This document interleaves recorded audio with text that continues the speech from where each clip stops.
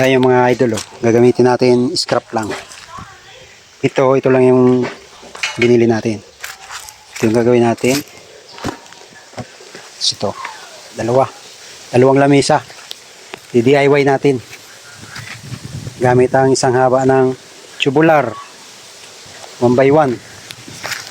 Ano ang haba ng tubular? 20 feet or 6 meter. I-divide natin yan sa 8. Yun ang gagawin natin paa. Yan. Naputol na natin yung 8 piraso. Yan ang gagawin natin paa. Yung haba niya is 60 cm or 2 feet. Nilagay na natin yung pakapitan. Oh. Oh, kita nyo? Diyan natin papakapitin yung, yung tubular. Yung pinakapaa niya. Bitasan lang natin. Tapos nilagyan natin ng screw. Ano?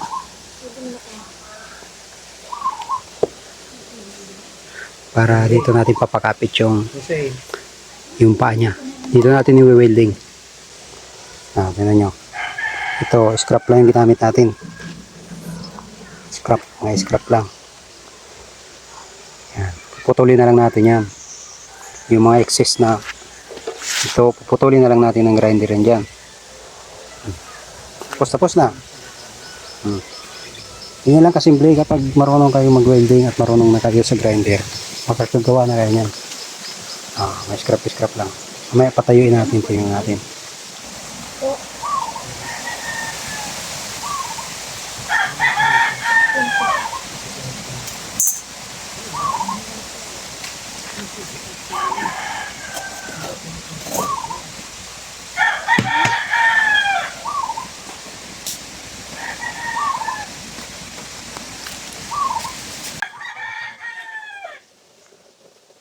Ayan, may dulo, okay na.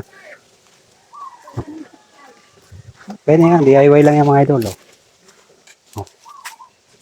Pili na, matibay na yan.